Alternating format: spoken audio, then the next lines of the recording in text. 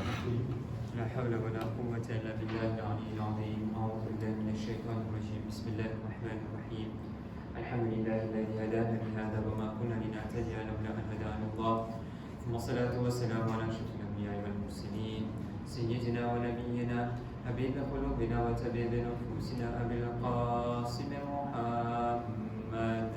اللهم صل على محمد وعلى آل بيته الطيبين الطاهرين المعصومين المظلومين المنتخبين المنتجبين الذين أذهب الله عنهم الرجس وطهرهم تطهيرا. اللهم صل على محمد وعلى آل محمد. صل على أعدائهم وقاتلهم وغاسل حقوقهم ومنكر فضائلهم ومصائبهم وولايتهم والشاكين فيهم والمنحرفين عنهم. أما بعد. بسم الله الرحمن الرحيم. اللهم كل وليك الحجة الحسن صلواتك عليه وعلى آله في هذه الساعة وفي كل ساعة وليا وحافظا وقائدا وناصرا ودليلا وعينا حتى تسكنه أرضك طوعا وتمتعه فيها طويلا برحمتك يا أرحم الراحمين. اللهم صل على محمد وعلى آل محمد. أما بعد. السلام عليكم جميعا ورحمة الله وبركاته. وعليكم السلام ورحمة الله وبركاته. આપણે અમુક દિવસ થઈ ગયા ચર્ચા કરી રહ્યા હતા કે આમાં મુબારક રમઝાનની અંદરમાં જે હદીસો વારિદ થયા છે, જે હદીસો નસીહતો આપણને આ માહ મુબારક રમઝાન બારામાં મળતા હોય છે કે આની અંદરમાં આપણને આપણું તવજ્જો કેના તરફ ખેંચવું જોઈએ, શું કરવું જોઈએ, શું ના કરવું જોઈએ, કેના તરફ આપણું ધ્યાન આપણને ખેંચવું જોઈએ અને ખાસ કરીને કેના તરફ આપણને પોતાને રોકવું જોઈએ. તો આપણે ગઈકાલે આ નુક્તા ઉપર ઉભા રહ્યા હતા કે જેની અંદરમાં આપણા ઇમામનો એક આપણે હદીસ ઉપાડ્યા હતા કે જેની અંદરમાં આપણા છઠ્ઠા ઇમામ જાફર સાદિક અલૈહિસ્સલામ اللهم صل على محمد وعلى آل محمد. આ મહિનાની અંદરમાં તમે મહેનત કરો, કોશિશ કરો કે પોતાને તમારો જે ગુસ્સો તમારી અંદરમાં હોય છે કે આ મહિનાની અંદરમાં ઉતારી નાખો અને કાઢી નાખો. કારણ કે એક એવો મહિનો, એક એવો મોકો આવશે, આ તો મારા જુમલા છે અને હદીસોમાં પણ આપણને મળે છે આઈમાઓથી કે જેની અંદરમાં આપણને કહેવામાં આવે છે કે જે તમારાથી નાના છે અલોકો સાથે તમે rahmat સાથે વર્તાવ રાખો તો કયામતના દિવસે કે જે તમારાથી મોટો છે, જે તમારો ખુદા છે, એ તમને પણ રહેમતના આંખથી નિગાહ અને નજર કરશે. તો આ ગુસ્સો તમારી અંદરમાં, હ્યુમિલિટી, નરમાશ, આ બધી વસ્તુ મહેનત કરી આપણે માહ મુબારક રમઝાનની અંદરમાં કે આપણી અંદરમાં દાખલ થઈ જાય. કમાલની વાત એ નથી જ કે આ માહ મુબારક રમઝાનની અંદરમાં આપણે મહેનત અને કોશિશ કરે, પણ કમાલની વાત એ છે કે આ જે સારી સિફતો છે માહ મુબારક રમઝાન પછી આપણા અંદરમાં રહીએ.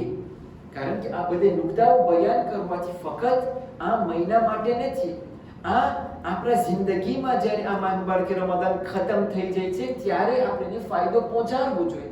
વગરના આ હદીસો આપણે બયાન કરતા રહેશો, દર વર્ષે માહ રમઝાન આવશે એને બયાન કરશો આપણે, ને જો આપણી અંદરમાં આ વસ્તુ ન ઉતરે એ મહિના પછી તો આપણા માટે કંઈ ફાયદો નથી. એમ નથી કે માહ મુબારક રમઝાનમાં મહેનત કરી, કોશિશ કર્યો હું કે ગુસ્સો ના રાખું, મારા ગુસ્સાને પી જાઓ, નરમાશથી કામ કરું અને બધે જેટલા સારા કામો એને હું કરું, પણ માહ મુબારક રમઝાન પછી જો ચાલ્યા જાય તો એનો કાંઈ ફાયદો નથી.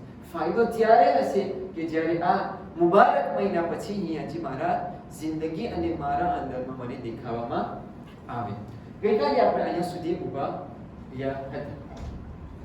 પછી hadithમાં આપણને મળે છે pour cela ô jeûneur purifie ton cœur des défauts Assainis ton fort intérieur des impuretés, nettoie ton corps des souillures.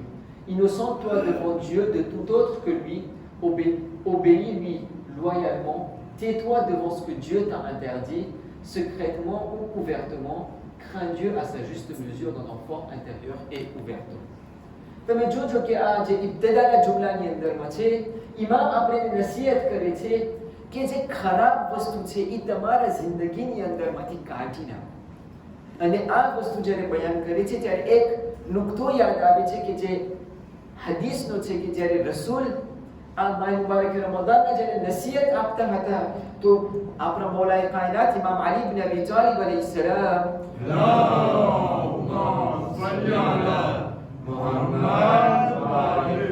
રસૂલથી સવાલ કરે છે અને પૂછે છે, યા રસૂલલ્લાહ, આ મહિનાની અંદરમાં જે સૌથી સારામાં સારું કામ શું છે?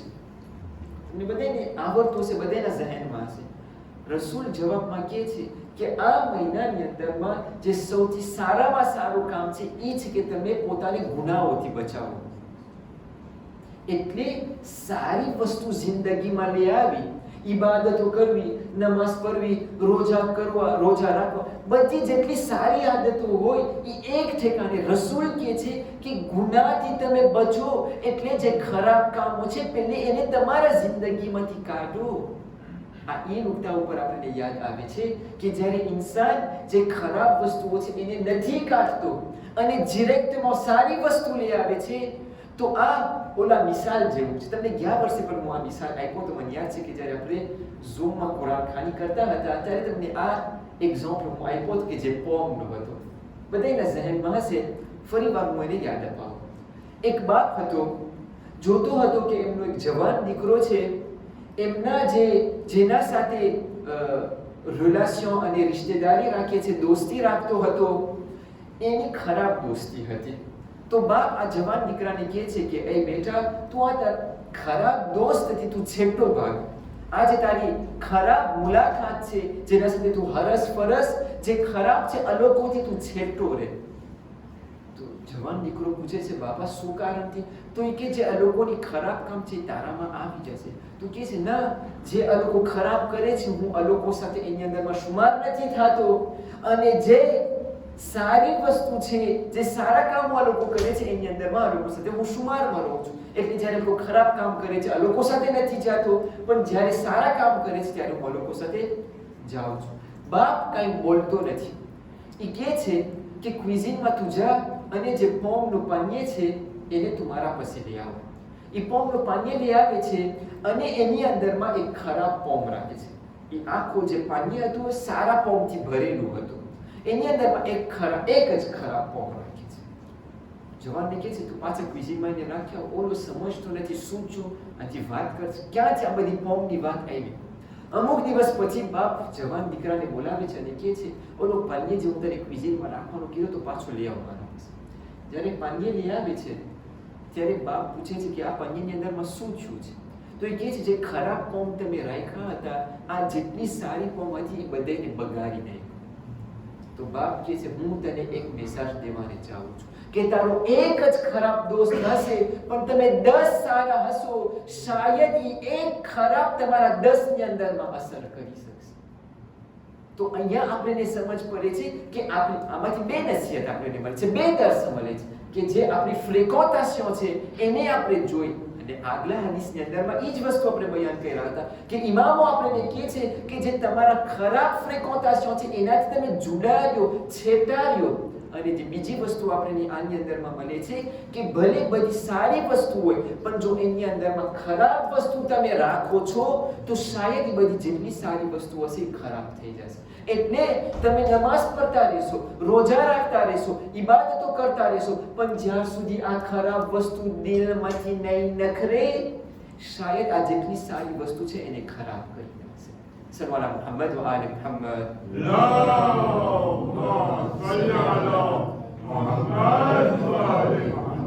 અહીંયા આપણે ઇમામ ઈ જ કહે છે કે તમે મહેનત કરો કે જે તમારી અંદરમાં ખરાબી છે, ઇમ્પ્યોરિટી છે, જે સુયર છે એને તમારા જિંદગીમાંથી કાઢો, તમારા દિલમાંથી કાઢો.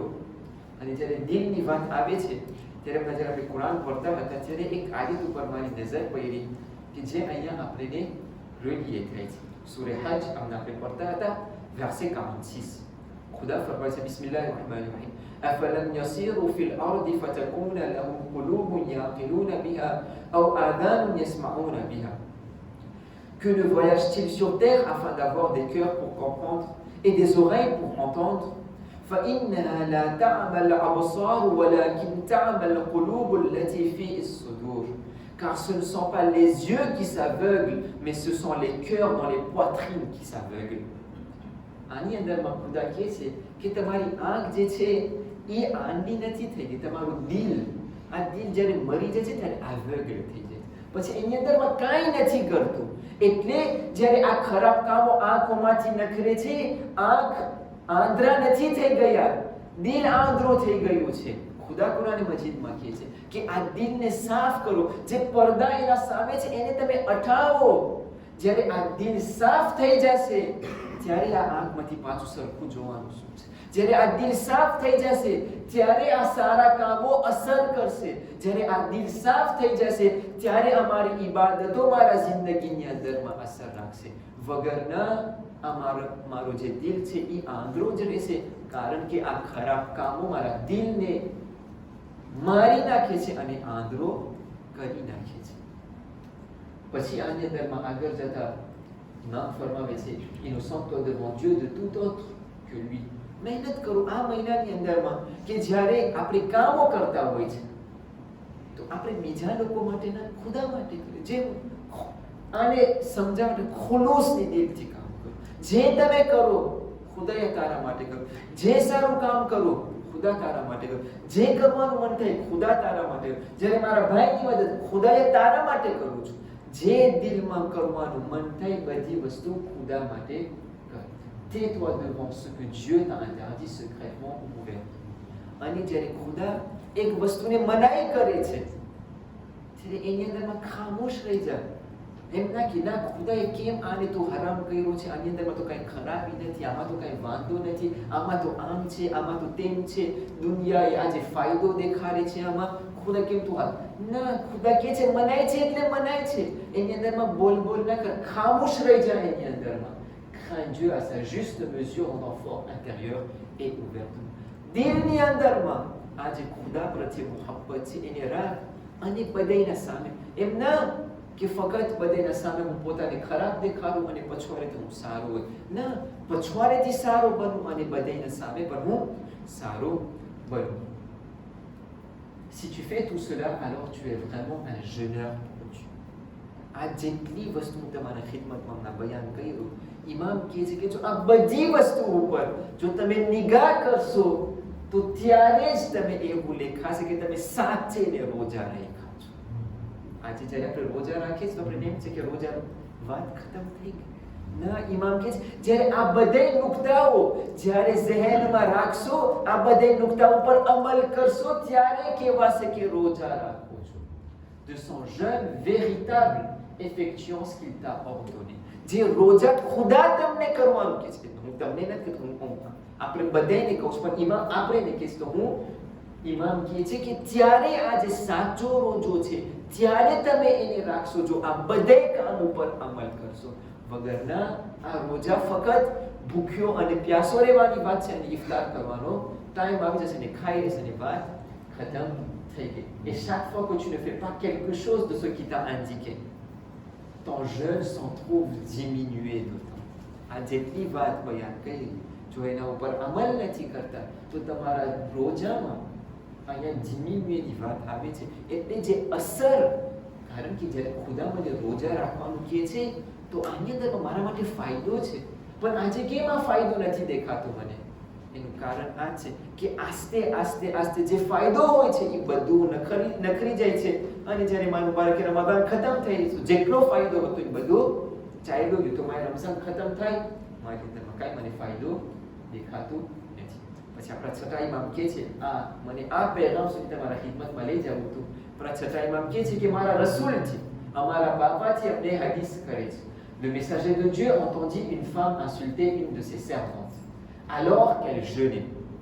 એટલે જે maître છે એ રોજા રાખતી હતી અને એમને કનીઝને ગાળું અને પીટું દેતી.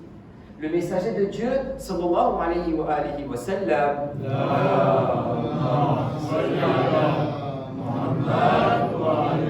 lui présenta de la nourriture.